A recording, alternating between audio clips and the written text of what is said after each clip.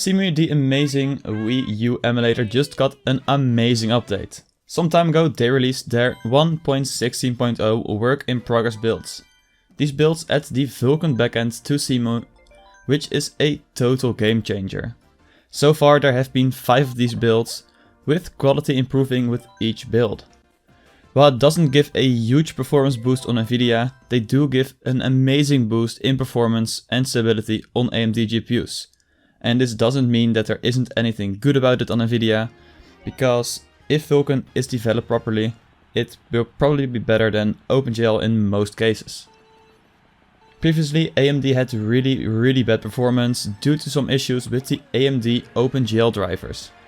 Because of this, many graphics weren't showing properly and the performance was absolutely terrible. In the background you will see a comparison between OpenGL and Vulkan, and I think you can say Vulkan is so much better for AMD. With Vulkan I can say the performance is noticeably better, and that's not all which is improved. Currently shaders aren't implemented yet, but they are almost unnecessary because Vulkan loads them in milliseconds.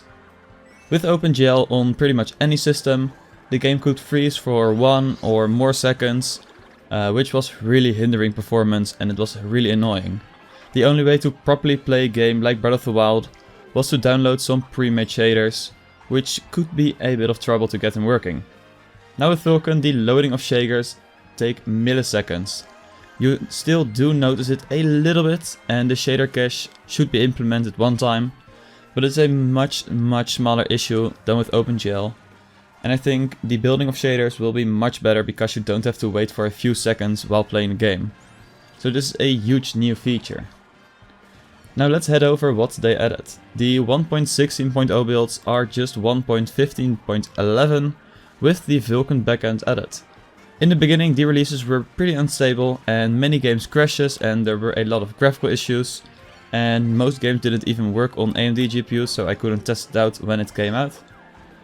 With the latest updates most of the issues have been fixed. You can now run many games on AMD GPUs, which is absolutely great. The great thing is that many fonts and graphics were corrupted on OpenGL or just didn't work at all if you use an AMD GPU. And now with Vulkan they are all working properly, which is amazing.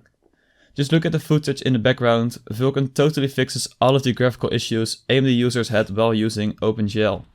There still are many graphical glitches with the Vulkan builds, but the devs are working hard to fix them. One of the big issues are the shadows, which don't show properly. Some shadows just don't show, and there are weird boxes with shadows and lighting effects. With the first builds they were really noticeable, but they have reduced them a lot, so that's already amazing. Sadly most graphic specs don't really work at this moment. Mods and the FPS++ pack for Breath of the Wild do work, but packs like resolution and pretty much all the others just don't. Or they have a really low chance on working and they probably aren't stable. Compatibility is also a lot lower now, with some games not booting at all or breaking with Vulkan, and of course over time these issues should be fixed. With speed the devs have been pushing the work in progress builds. I think they definitely can get the compatibility close to what it is right now on OpenGL, which is great. There also are some issues which aren't really noticeable immediately, like the VRAM leaks, where the VRAM on your graphics card just builds up, but these issues should be fixed in the future. And also you can't resize the window and you can't use full screen at this moment, but again those are minor things that should be fixed once the build hits the public.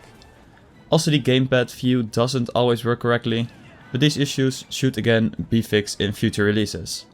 At this moment you need to be a patron to test out the latest Vulkan builds, so if you want to try them out yourself you have to become a patron, or just wait until the public build drops, which they didn't give an estimate for.